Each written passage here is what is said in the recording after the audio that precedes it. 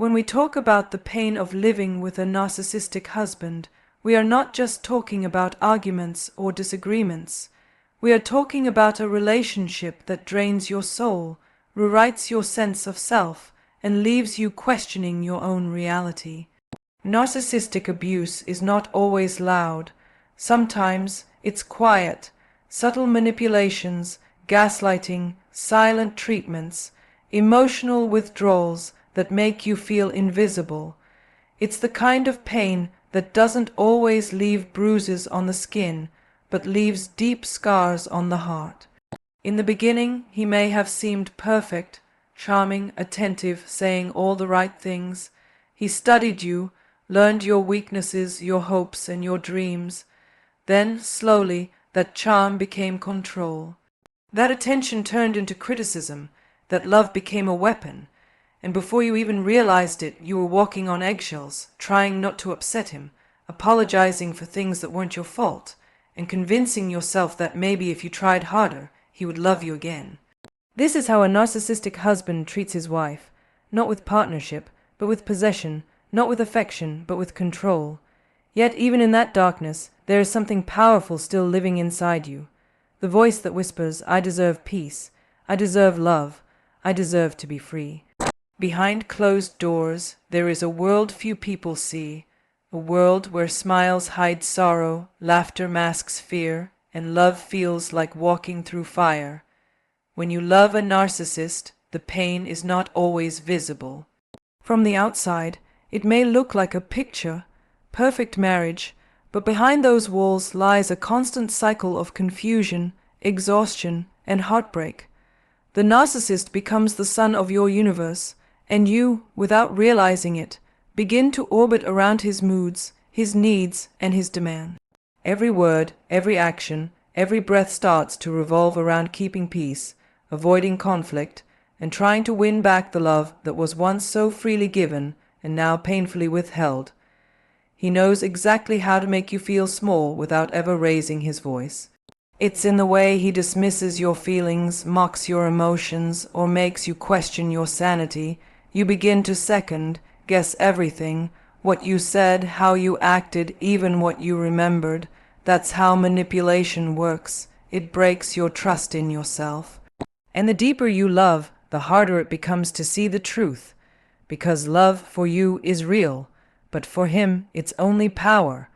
Behind closed doors, the narcissist creates a world where he is always right and you are always wrong, where your tears are weakness, your boundaries are disrespect, and your pain is dismissed as overreaction. You begin to live in survival mode, careful with every word, careful with every breath, learning to predict his anger before it erupts. You may even find yourself apologizing for things you didn't do, just to keep the peace. That is the invisible prison of narcissistic love. It makes you responsible for his happiness while destroying your own. Yet in the midst of that pain, something in your spirit refuses to die. There is still a flicker of truth within you whispering, "This is not love." That whisper is your soul trying to guide you home, to the place of peace, truth, and freedom that the narcissist tried to bury. Because love should not hurt like this. Love does not silence. Love does not shame. Love does not make you small so another can feel powerful. The hidden pain of loving a narcissist is the betrayal of realizing that the person you trusted most never truly saw you. You gave your heart to someone who only saw their reflection in your love. They used your empathy as a tool, your forgiveness as permission, and your loyalty as a weapon against you. But even after all that, you are not broken beyond repair. You are waking up. You are remembering that your worth was never tied to his approval.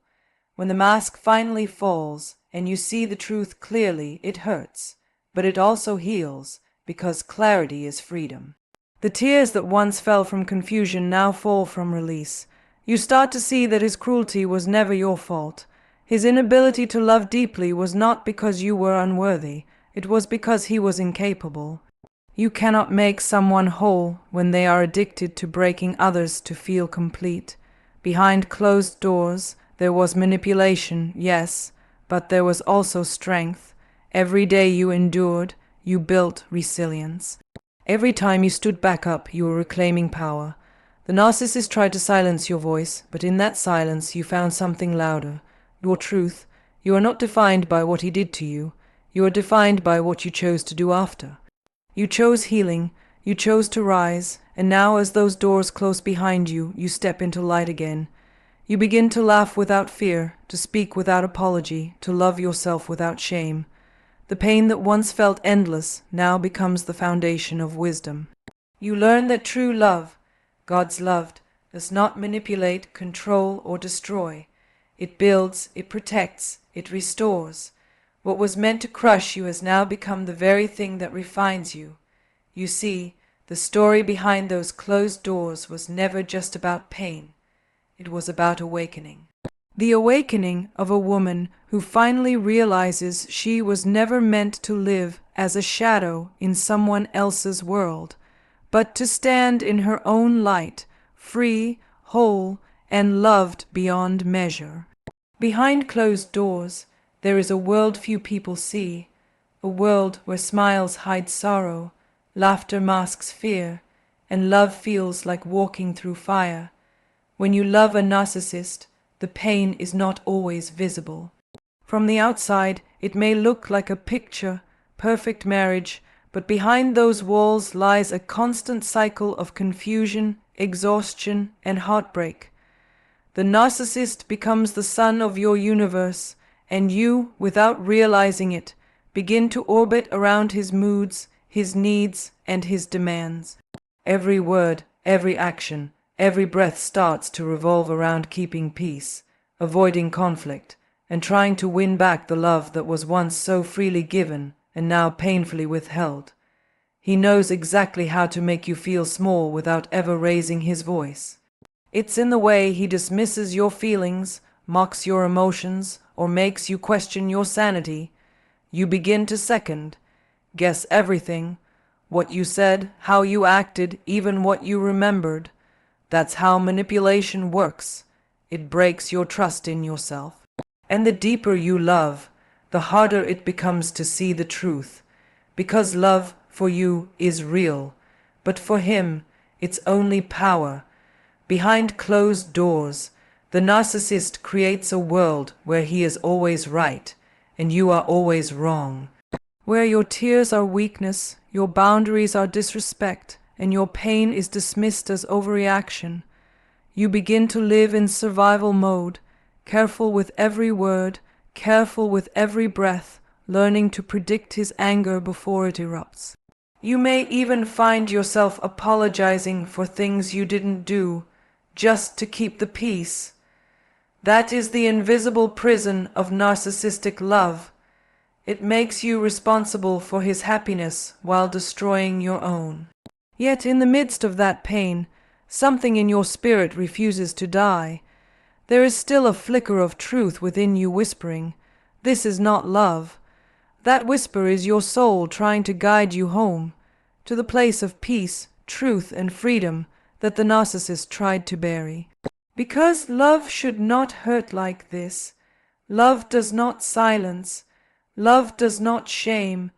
Love does not make you small so another can feel powerful. The hidden pain of loving a narcissist is the betrayal of realizing that the person you trusted most never truly saw you.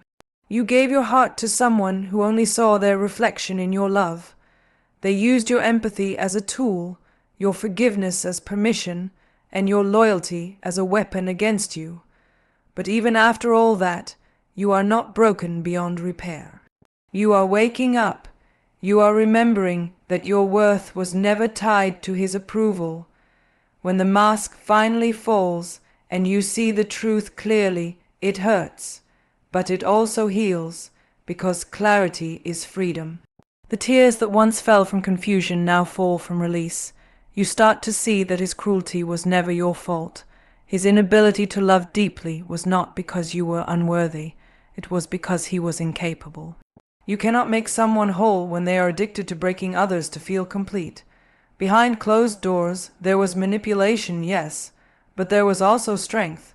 Every day you endured, you built resilience. Every time you stood back up, you were reclaiming power. The narcissist tried to silence your voice, but in that silence you found something louder, your truth. You are not defined by what he did to you. You are defined by what you chose to do after. You chose healing, you chose to rise, and now as those doors close behind you, you step into light again. You begin to laugh without fear, to speak without apology, to love yourself without shame. The pain that once felt endless now becomes the foundation of wisdom. You learn that true love, God's love, does not manipulate, control, or destroy. It builds, it protects, it restores. What was meant to crush you has now become the very thing that refines you. You see, the story behind those closed doors was never just about pain. It was about awakening. The awakening of a woman who finally realizes she was never meant to live as a shadow in someone else's world, but to stand in her own light, free, whole, and loved beyond measure. Emotional warfare is one of the most painful experiences a person can endure, especially when it comes disguised as love. It doesn't arrive like an enemy storming the gates. It walks in softly, with charm, tenderness, and words that feel like safety. It tells you that you're special, that you're loved, that you've finally found the one who understands you. And for a while, you believe it. You believe it so deeply that you start to let your walls down. You give your heart, your trust, your time, and your soul to someone who you think loves you back. But slowly, almost imperceptibly, something begins to change. The very love that once lifted you begins to suffocate you. The person who once admired you begins to criticize you. The warmth you felt turns cold, and you start to realize that this is not love. It's control wearing love's clothing. Manipulation in a relationship doesn't begin with shouting or cruelty. It begins with subtle conditioning. It starts with small comments that make you question yourself, your memories, your intentions. The narcissist becomes an expert in emotional warfare by rewriting your reality until you can no longer tell where you end and they begin. One day you wake up and realize you are living in a story they wrote, a story where they are the hero, and you are the one constantly trying to prove your worth. They make you feel like you're always almost enough, but never quite there. That is how manipulation masquerades as love. It feeds you just enough affection to keep you hoping, and just enough pain to keep you dependent. In this kind of relationship, confusion becomes a weapon. They will hurt you and then comfort you, tear you down and then tell you they're the only one who truly understands you. It's a cycle that leaves you dizzy, exhausted, and emotionally starved. You begin to crave their approval the way a starving soul craves food. Every smile from them feels like sunlight. Every frown feels like darkness. And before you know it, you are living in a world where their moods dictate your peace. You start measuring love by how little they hurt you instead of how deeply they cherish you. That's not love. That's manipulation wrapped in the illusion of intimacy. The emotional warfare intensifies when you try to pull away. The manipulator uses guilt as a leash, reminding you of everything they've done for you. They may even play the victim, turning the story around so that you feel responsible for their pain. They twist your empathy against you, using your kindness as a weapon to keep you trapped. You find yourself apologizing for things you didn't do, forgiving things you shouldn't, and making excuses for behavior that is breaking your spirit. You convince yourself that maybe if you just love harder, they will finally change. But no matter how much you give, it's never enough, because their goal was never connection. It was control. Yet even in this storm, your spirit is not destroyed. Somewhere deep inside, you know this isn't what love was meant to feel like. You start to feel a restlessness, a quiet awakening that whispers, "This isn't who you were before." You remember the version of yourself who laughed freely, who dreamed boldly, who didn't need permission to feel worthy. That part of you begins to stir again, slowly but surely. And as you start to listen to that inner truth, you begin to see the manipulator for who they really are. Their power over you begins to fade the moment you see through the disguise. Because manipulation only works when you believe the lie that you are powerless. The moment you stop believing that lie, everything changes. This awakening is not easy. It takes courage to admit that what you thought was love was actually control. It takes strength to walk away from someone you once believed was your forever. But that moment of clarity is sacred. It's the beginning of your freedom. You start to understand that love is not supposed to hurt this much. Real love does not confuse you, isolate you, or make you feel like you're losing your mind. Real love brings peace, it brings safety, it allows you to be seen and accepted without fear. And when you realize this, something powerful happens. You stop chasing the illusion of love and start preparing your heart for the real thing. Healing from emotional warfare means unlearning everything the manipulator taught you about love and yourself. It means reclaiming your identity piece by piece, remembering that your worth is not dependent on someone else's validation. It means forgiving yourself for not seeing it sooner and honoring the strength it took to survive what tried to destroy you. Because you didn't lose in love, you learned how powerful you are. You learned what love is not, and that is one of the greatest awakenings a person can experience. The manipulator may have used love as a weapon, but you are now learning to use truth as your shield. You no longer need their approval to feel valuable. You no longer need their attention to feel alive. You begin to find joy in solitude, peace in stillness, and strength in self-respect. That's when real healing begins. When you stop waiting for someone else to fix what they broke and start rebuilding yourself with the love they never gave you. Emotional warfare may have wounded your heart, but it also revealed your resilience. It showed you that even when love is twisted and weaponized, the human spirit still has the power to rise, to love again, to trust again, and to believe again. It may take time, but healing always finds its way to those who refuse to let pain define them. The love that manipulated you was never meant to last. It was meant to teach you discernment, self-worth, and the strength to never settle for anything less than real, godly love again. Losing yourself doesn't happen in a single moment of collapse. It happens in slow, unnoticeable fragments over time. It happens through subtle compromises, quiet dismissals of your own needs, and the gentle silencing of your own voice. At first, it feels like love, like sacrifice, like devotion. You convince yourself that giving up little parts of who you are is the price of keeping the peace, the cost of keeping someone happy. You start bending a little here, shrinking a little there, telling yourself it's just temporary, that things will get better. But they don't.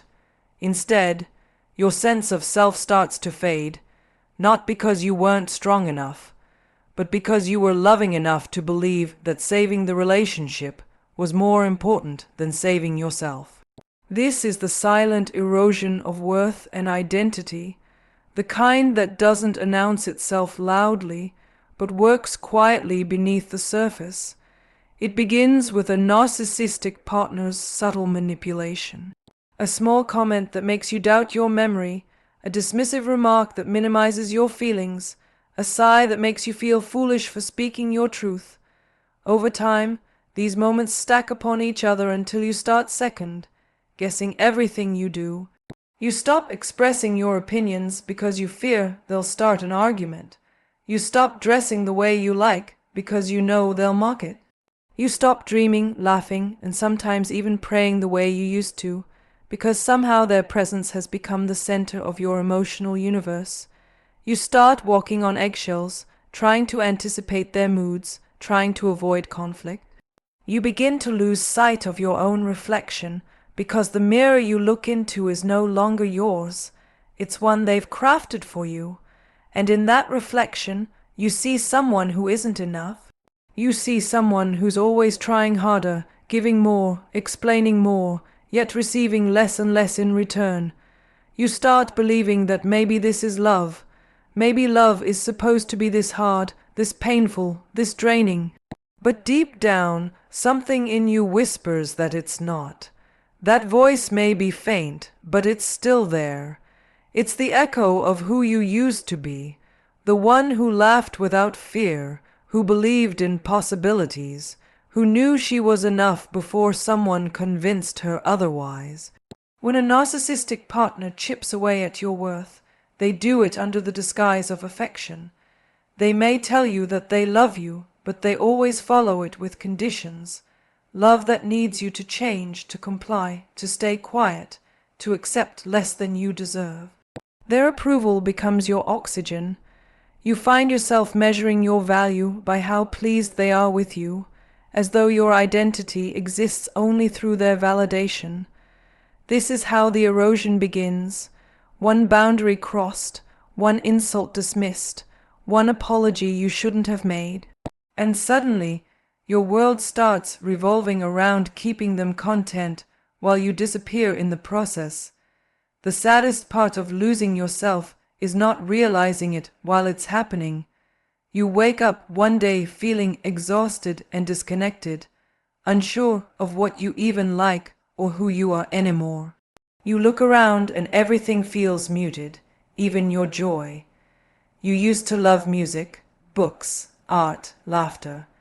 But now it's all dimmed because you've spent so long trying to keep someone else happy that you've forgotten how to feel alive yourself. You start noticing that you apologize even when you've done nothing wrong. You suppress tears because you've been told you're too emotional. You start believing that your sensitivity is weakness, when in truth, it was your greatest strength. But here's the truth, the real you is not gone. She's buried under layers of pain, of self, doubt, of emotional exhaustion. But she is still there, waiting. Healing begins the moment you decide that you are done losing pieces of yourself to people who do not know how to cherish them. Healing begins when you stop blaming yourself for someone else's inability to love you correctly. You begin to rebuild, not by seeking their approval, but by returning to your own truth. You start remembering who you were before they told you who to be. You start reclaiming your worth, not as something you need to earn, but as something you already possess. As you heal, you'll begin to see how your worth was never meant to be in their hands. You'll remember that your identity is sacred, that your emotions are valid, and that your heart was never too much. She was just given to someone who didn't know how to handle its depth. You'll learn to love yourself again, slowly and gently, as you rediscover your laughter, your passions, your peace. The person who once felt broken will begin to rise, not as the same version she was before, but as someone wiser, stronger, and more grounded in truth. You will start to set boundaries, not as walls to keep people out, but as gates to protect your peace. You'll stop apologizing for taking up space. You'll stop accepting crumbs and start demanding tables. You'll stop seeking validation from those who can't even validate themselves. You'll look in the mirror and finally recognize the person staring back, a woman who survived emotional warfare and came out radiant, whole, and free. Losing yourself slowly may have been one of the most painful experiences of your life, but finding yourself again will be one of the most beautiful. You will no longer mistake control for love, silence for peace, or manipulation for passion. You will see clearly now that true love doesn't ask you to shrink. It invites you to expand. It doesn't punish your honesty. It celebrates it. It doesn't make you question your worth. It reminds you of it every single day. So if you have felt yourself fading, know that your story is not over. You are not broken. You are awakening. The erosion that once destroyed your confidence is now becoming the foundation of your rebirth. Every piece of yourself that you thought was lost is waiting to return, stronger than before. You will rise not in bitterness, but in wisdom. You will love again, but this time you will love from wholeness, not from the need to be completed, but from the realization that you already are. Breaking free from the chains of control is not just about walking away from someone who dominated your life. It's about walking back into yourself. It's about waking up one morning and realizing that the cage you've been in was never locked from the outside. It was held together by fear, guilt, confusion, and the belief that you were powerless without them. The truth is, the power that person tried to take from you was never truly theirs. It was always yours. They just made you forget it. Control in the hands of a narcissist is subtle at first. It's not loud, not violent in the beginning. It's strategic. They make you depend on them emotionally, financially, mentally, and even spiritually. They convince you that you can't make decisions without them, that your world collapses if they're not the center of it. They create a web so carefully woven that you don't even notice when your freedom slips away. You start adjusting your tone, your clothes, your words, and even your dreams just to keep the peace. You stop saying what you think, stop doing what you love, stop being who you are. You call it compromise, but it's really surrender. Every time you silence your voice to avoid an argument, you lose a piece of yourself. Every time you apologize for something you didn't do, you reinforce their power. Every time you accept blame for their bad behavior, you hand them another piece of your control. The chains of control don't appear overnight. They grow link by link, moment by moment, until one day you wake up and realize you don't recognize yourself anymore. You feel trapped, exhausted, and afraid to move because you've been made to believe you can't survive without them. But that's the lie. The one they built to keep you small. Breaking free begins with one sacred realization. You are not powerless. You have just been made to believe that your peace depended on their approval. But your peace is yours. Your voice, your choices, your body, your spirit. They belong to you. And when you begin to take them back, even in small ways, you begin to dismantle their control. It starts when you stop justifying their actions. When you stop explaining their cruelty, when you stop believing that love should hurt, you begin to see clearly that their power was always borrowed from your willingness to give it. The moment you stop giving it, they lose everything. Reclaiming your power is not about revenge. It's about restoration. It's about returning to the truth of who you are and allowing yourself to live without fear again. It's about learning to make decisions for yourself, even if your voice trembles at first. It's about rediscovering what makes you happy, what makes you come alive. It's about forgiving yourself for staying too long, not because you were weak, but because you were trying to love deeply. You believed the best in someone who used that belief against you. But that says nothing about your failure. It reveals the strength of your heart. You may feel broken now, but what you truly are is being rebuilt. Every boundary you set is a piece of your freedom returning. Every truth you speak, even when it shakes, is another chain falling. Every time you choose yourself over the fear of losing them, you step closer to your healing. You start to feel your confidence rise again, your intuition grow sharper, your laughter sound fuller. The fog begins to lift, and you start to see life in color again. Breaking free is not easy. It demands courage. It means facing the fear of being alone. It means sitting in silence and learning to hear your own thoughts again. It means trusting that God, the universe, or life itself will hold you as you rebuild. It means walking away not because you hate them, but because you finally love yourself enough to say no more. You will have moments of doubt. You will question your strength. You will remember their voice in your head, trying to convince you that you'll never find better. But that's when you remind yourself, you already have better. You have you.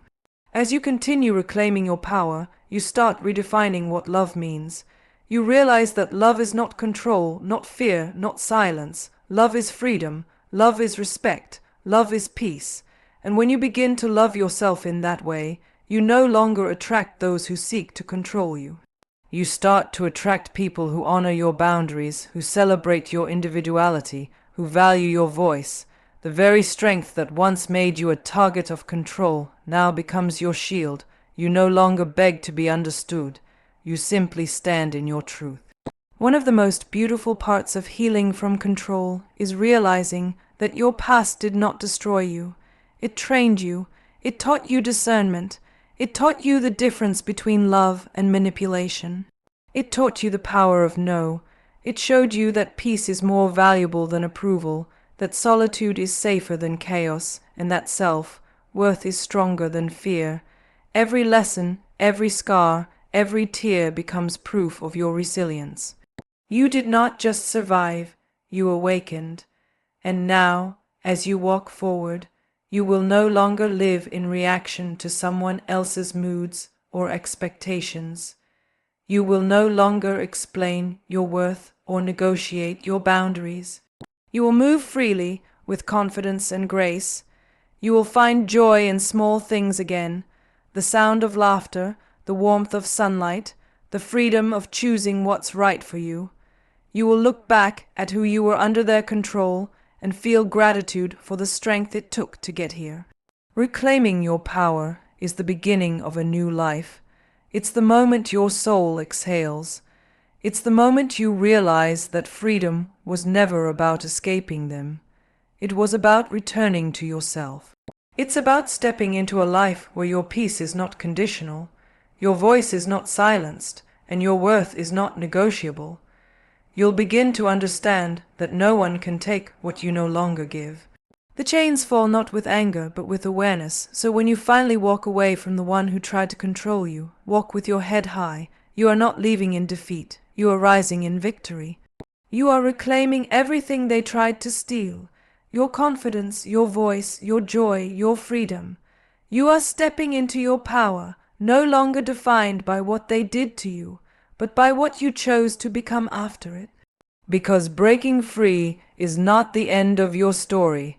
It is the beginning of the most powerful, beautiful chapter yet.